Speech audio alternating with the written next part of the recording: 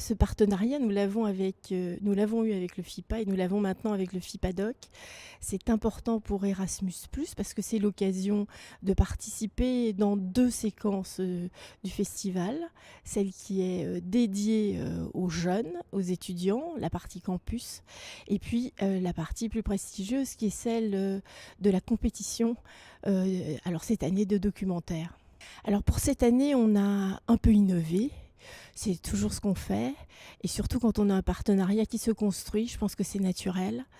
Et donc on a participé à la fois à des événements grand public pour faire parler du programme Erasmus+, et notamment à des jeunes, parce qu'on constate encore que le programme est mal connu, que personne ne sait, qu'il ne concerne pas que les étudiants, mais tous les publics de la maternelle à l'enseignement supérieur, la voie professionnelle, la voie générale, et qu'on y a aussi des gens en requalification qui peuvent partir en mobilité.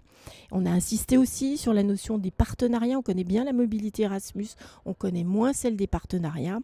Et on a eu l'occasion, c'est la première fois qu'on le fait, d'aller jusqu'à un atelier d'écriture pour que certains candidatent à l'appel à proposition du mois prochain et de mars.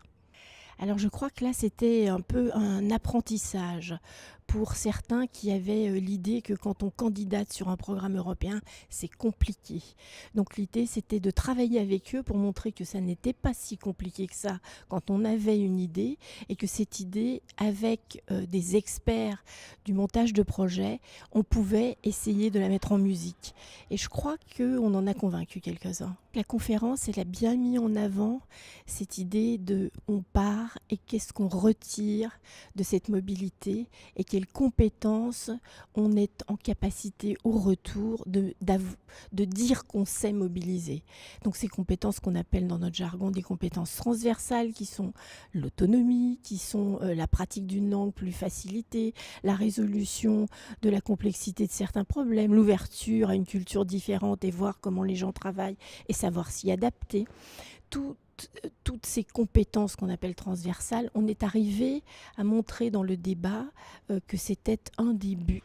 Et le but final, évidemment, faire d'un individu qu'il s'insère et sur le marché du travail et dans la société. On avait trois cas de figure quand même très différents.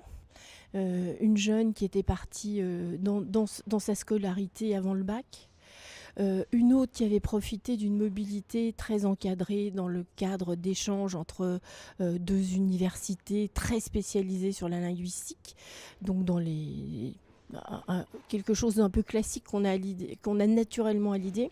Et puis une troisième qui, elle, avait été piochée dans le programme à certains moments de sa vie pour se créer vraiment un parcours professionnel. Et ça, j'ai trouvé que c'était vraiment très intéressant.